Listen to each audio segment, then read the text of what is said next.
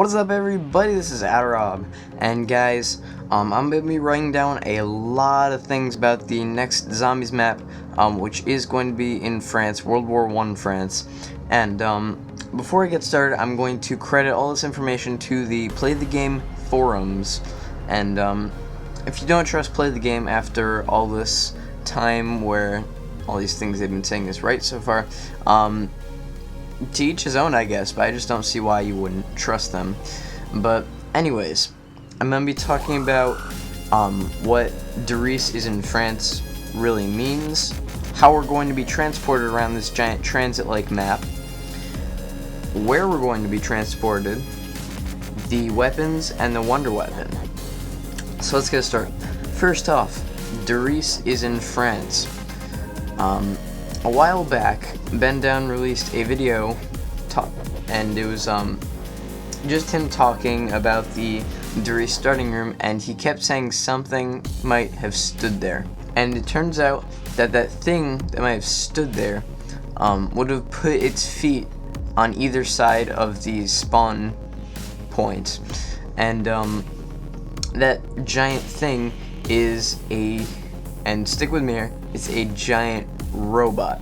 This giant robot was built in Derice and kept in Derice, and it could have been transported up into from the teleporter pad on which you spawn in Derice. Now this giant robot actually runs on an energy harnessed from inside the earth, and you can see that being harnessed in the Nuketown Zombies loading screen here, as this giant drill-like thing is going into the earth and taking out energy. Now this giant will be going around the map, probably attacking you more than not.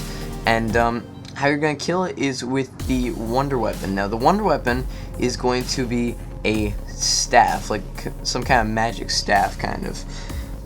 And this staff is going to have the powers of every wonder weapon so far. I'm not sure how it's going to work. Maybe you can like switch it manually, but it's going to contain the power of every single wonder weapon.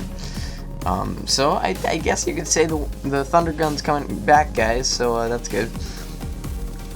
As far as the other weapons go, we already know that the Mauser C96 is coming back, and there is probably going to be a lot of World War I and probably a couple World War II guns, as Treyarch isn't the most accurate with the time frame, and I won't be surprised if we have some fan favorites come back. Hopefully the PPSH, guys, that would be really fun.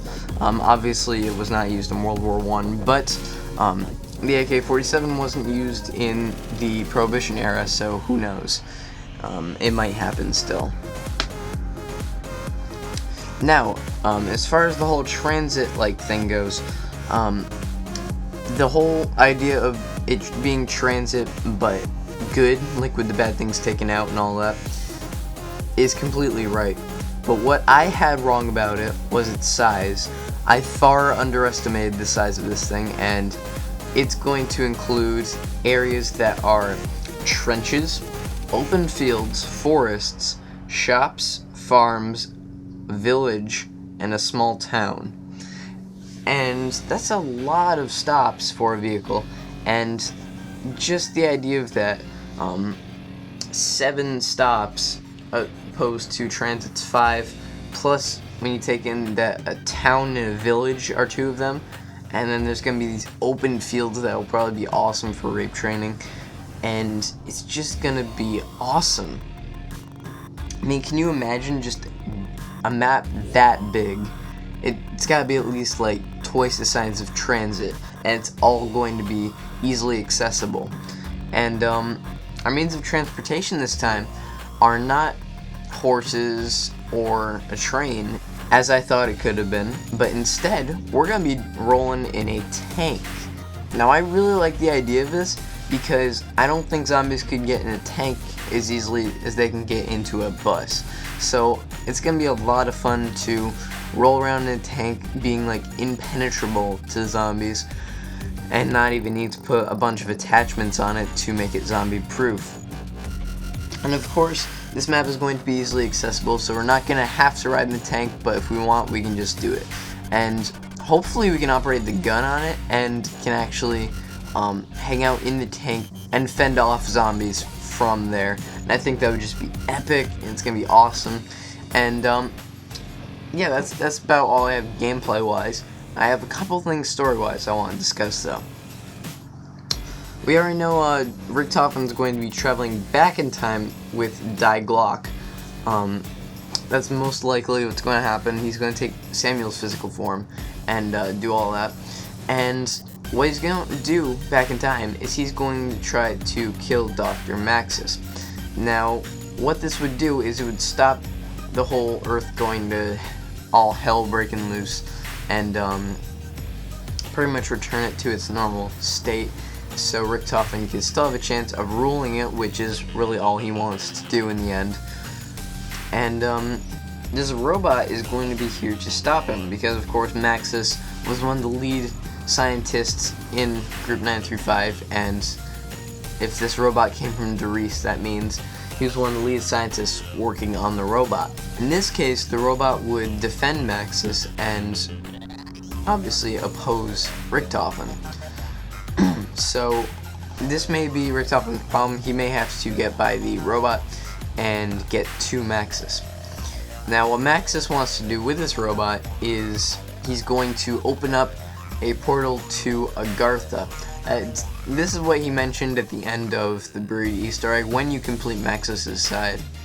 But what he's going to do pretty much is he's going to take that energy from the Earth as seen in Nuketown Zombies, and he's going to use it to power this robot, and this robot will be able to open the portal.